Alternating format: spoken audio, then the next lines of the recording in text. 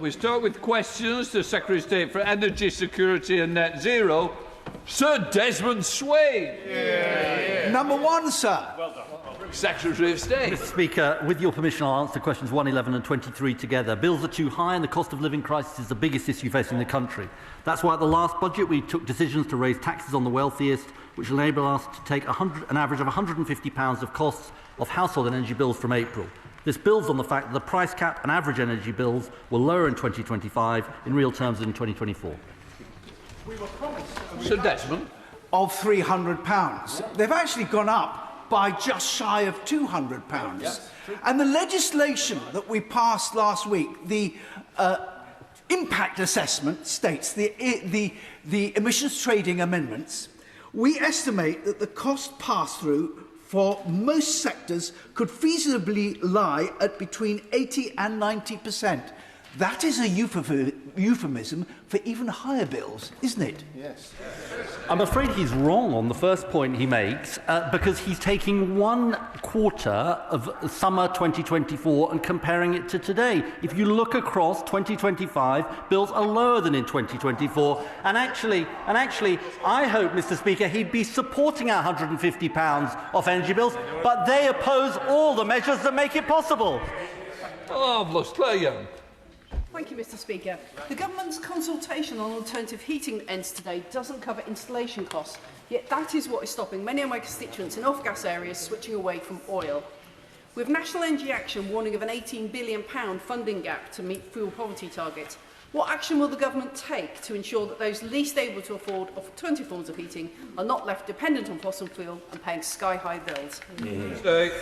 Well, I think that the honourable lady is right to draw attention to our consultation, and I know from talking to my honourable friend that we will take into account the points that we made. Look, we want to make it possible for as many people as possible across the country to convert to cheap, clean power. That's the point of our Warm Homes Plan. That's the point of the consultation she mentioned.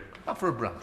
Thank you, Mr. Speaker. A recent survey conducted by Census Wide shows that 2/3 of households with heat pumps say their heating costs have increased, driven by electricity prices that are 4 times higher than gas.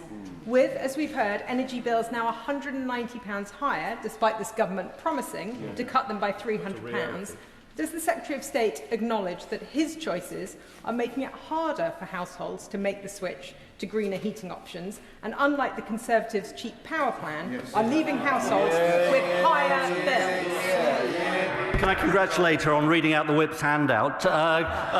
Question.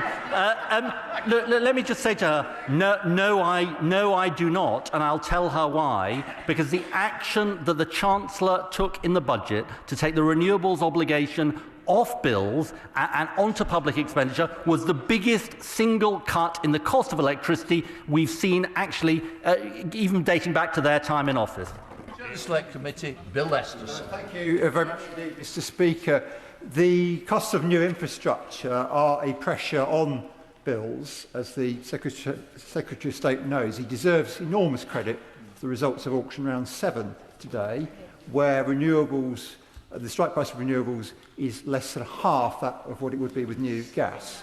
But what is the approach to rolling out extra grid and indeed maintaining the existing grid, so crucial to the plans, given there is so much to be made up for following the failure to invest over many years since privatisation?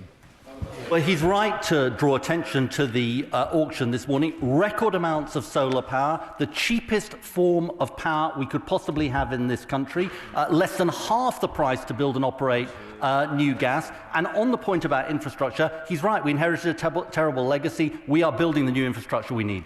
Amanda Hack. My constituents of North West Leicestershire will soon be benefiting from an average of £150 per household to cut bills, as well as a number being able to access energy efficiency schemes. Could the Minister outline in more detail the changes expected to fixed elements of our bill, such as the standing charges, which impact those in fuel poverty so much more than the rest of us? Well, my honourable friend draws attention to a really important issue, which is standing charges, and we currently have been consulting on moving the warm homes discount from fixed cost standing charges to unit rates. It's been welcomed by Martin Lewis, among others. We do want to bear down on standing charges, and obviously we'll be announcing the results of that consultation soon. Catherine Atkinson. Thank you, Mr. Speaker. Last year, I teamed up with the local Labour Council Cabinet Member for the Cost of Living and the MP for Derby South to launch a free local pension advice service, which has delivered over £500,000 to eligible pensioners in Derby. It's helped with pension credit, home heating tips, fire safety advice and utility deals, and has even provided free draft extruders and radiator insulators. What steps is the Secretary taking to ensure that people know about the support they can get to reduce household bills? Well, my honourable friend, is really important to draw attention to this, and as part of our Warm Homes plan, we're going to be setting up a Warm Homes agency precisely to give people proper information, advice and guidance on what they can do to cut their bills. The biggest public investment we've ever seen in this country to help people cut bills and upgrade their homes, and we will make sure people know about it. Good job. Question number 2, Mr. Speaker. Thank you, Mr. Speaker. With your permission, I'll answer questions 2, 10 and 18 together. We recognise that high energy costs remain a significant pressure on UK businesses. We're acting now through the British Industry Supercharger and the new British Industrial Competitiveness Scheme to reduce electricity costs for energy-intensive sectors while delivering our Clean Power 2030 mission to cut bills for good. We also intend to consult on further options to reduce costs and make low-carbon heat economically competitive. Good job. Thank you, Mr. Speaker.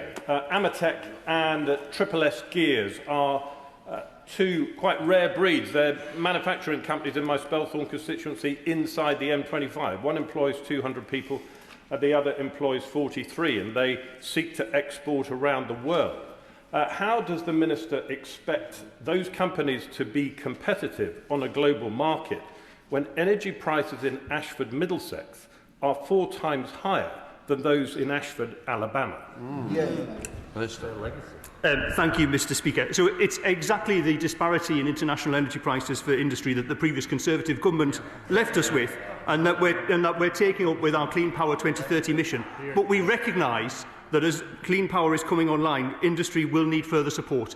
And both Amatec and Triple S Gears are exactly the sort of manufacturing businesses that this government wishes to support through initiatives such as our British Industrial Competitiveness Scheme. The consultation for that is just closed. I do hope both of those businesses respond to that consultation, and we'll be publishing the results shortly. Dr. Elpington. Thank you, Mr. Speaker. I have small businesses and large in my constituency of Surrey Heath, everyone from small cafes to care providers to large manufacturers, who tell me that they are being crushed by high energy costs. Given the wholesale cost of gas has fallen substantially since its peak in 2022, can the Minister indicate to us what proportion of a typical business energy bill is driven by either wholesale costs, network charges or policy costs? And which one of those is likely to be borne down on over the next year as a direct consequence of government action? None of them. Thank you, Mr. Speaker. So he's quite right to point out the impact on small businesses of energy costs. And as we've seen, they've been largely driven over many years by the linking between energy costs and gas prices, something that this government is determined to deal with as we pile on renewable energy as part of our clean power mission. In terms of gas costs specifically, UK gas costs, after policy costs are included, are competitive with Europe. But of course, what we want to do is remove businesses from having to rely on the whims of the fossil fuel market and be able to rely on low-cost, secure, homegrown energy. Franklin. Thank you, Mr. Speaker. A third-generation advanced manufacturing in my constituency of Guildford invested in solar-covered, energy-efficient factory to cut emissions and expand. Yet overall operating costs have risen sharply, including business rates increasing from $130,000 to $570,000. This business is doing everything right, switching to renewables, working to become more efficient, on top of crippling hike in business rates. The straw that breaks the camel's back is the energy costs. So what discussions has the Secretary of State had with the Chancellor about reducing industrial energy and associated costs so that firms investing in clean growth are properly supported?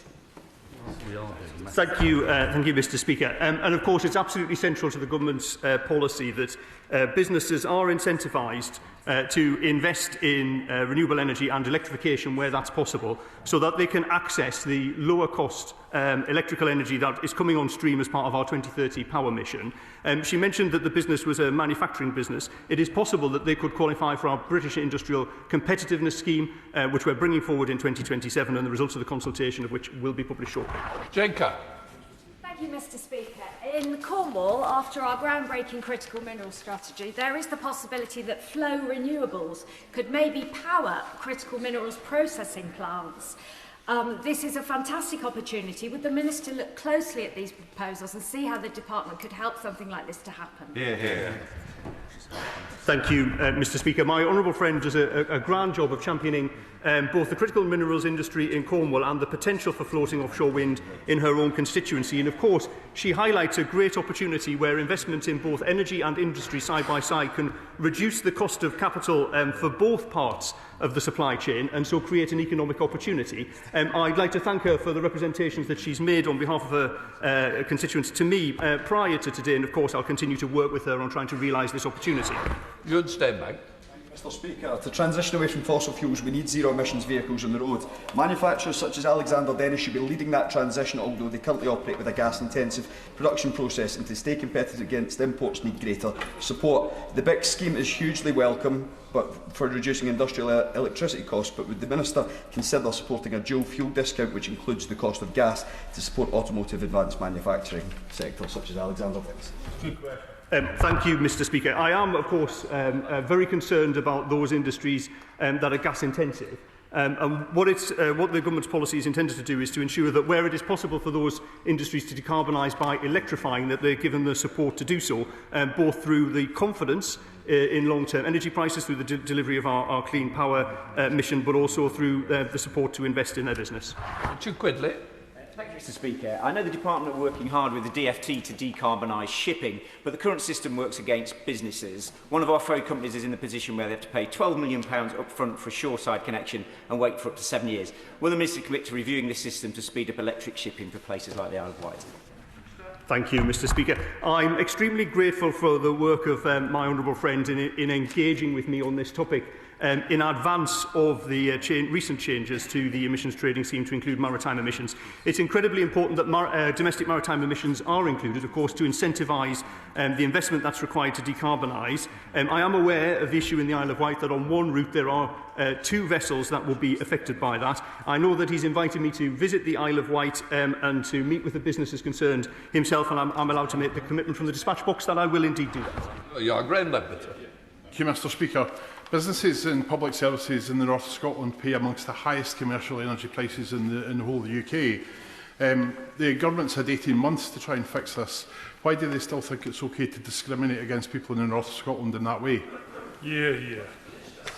Thank you, Mr. Speaker. In fact, the government is taking an approach across the whole of the United Kingdom to deliver the energy infrastructure and energy generation capacity to guarantee low-cost, homegrown, secure energy for the future, and ensuring that the jobs and the benefits of that are seen across the country. And I would have thought he might wish to welcome those jobs. 20,000 jobs in Scotland by 2030, additional jobs in clean energy industries in his community and mine.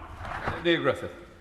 Thank you very much indeed. Well, time and time again, small manufacturing firms in my constituency of Llanelli tell me that high energy costs are making it difficult for them to be competitive, and they really feel they're on the edge. So given the lack of investment by the previous Conservative government and the fact that this government is now playing catch-up, when does the Minister think that enough new sources of energy will be generated to actually bring down prices, and how soon will interim help arrive?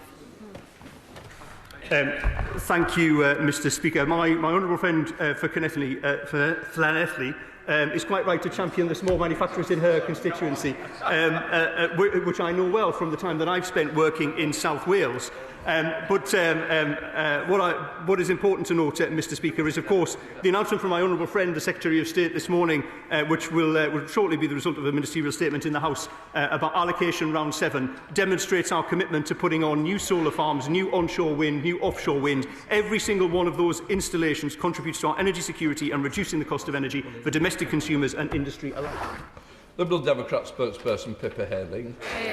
Thank you, Mr. Speaker. And the cost of electricity is still too high, and as we've heard, businesses are struggling to pay their energy bills. And while the government has offered help to the energy-intensive industries, it is the small and medium-sized businesses in my constituency and around the country that are still feeling overlooked and forgotten. Liberal Democrat researchers estimated that 3.1 million SMEs saw a total bill increase of 7.6 billion when the former Conservative government ended the energy bill relief scheme. So when will this government finally help SMEs, the small businesses, the backbone of our economy, to really see off their crippling energy bills?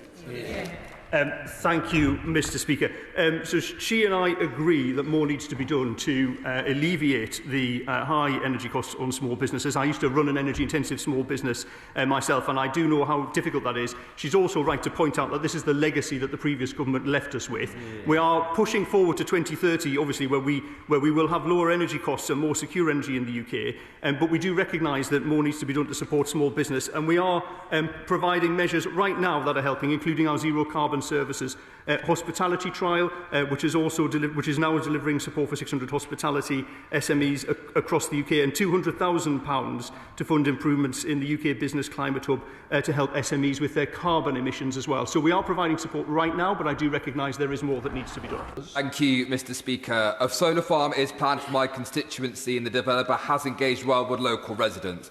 And yes, it will power 20,000 homes. Yes, it will get carbon emissions down. But most importantly, it will make our bills more affordable, because solar is 50% cheaper than natural gas. So does the Minister believe that members across this House should say, as I say today, when it comes to renewable energy, yes in my constituency and yes in my backyard? Well, I warmly welcome my honourable friend, perhaps unsurprisingly, in his comments today, because he takes seriously the issue of how we build the infrastructure this country needs for our energy security, but he also rightly points out what the benches opposite seem to completely ignore, that renewables are the cheapest and quickest form of power to get onto the system. And just today, the new auction has resulted in 4.9 gigawatts, taken together with offshore wind, the most successful renewables auction in British history. The entire front bench opposite used to agree with that. 50% cheaper than the new build gas that the Shadow Secretary of State now champions, that will put money on people's bills right across the country. It's the right plan for bringing down bills, for energy security and for jobs across the country. Greg Smith, Conservative Shadow Minister. Thank you, Mr. Speaker. I don't think the Minister fully appreciates just how much communities threatened by large-scale solar up and down this country feel that they are having things done to them and not with them. The number one complaint that I have heard from campaign groups represented by Stop Oversized Solar up and down the land, including in my own constituency, is the threat to food security. When they try and engage, they keep being told this bogus figure of 1%. But by 2035, if we carry on as this government is going, an area the size of Greater London will be covered in solar. That's the equivalent to nearly 2,000 farms capable of producing 2 billion loaves of bread. When are we going to get the truth about the threat to food security from solar? I mean, this is just the most absurd nonsense from the party opposite, who I see are now crowdsourcing their energy policy on Twitter, and it's not surprising we come up with that sort of nonsense when that's the information that they use. All the statistics point that even in the absolute most ambitious deployment scenarios, 0.4% of UK land would be occupied by solar. They come to this House time and time again and call for bringing down bills, but their policy is the exact same thing that would put up bills, would turn away from the investment that is driving jobs and opportunities across the country. They had no answers on energy policy for 14 years, and they've learned absolutely nothing in opposition. Maguire.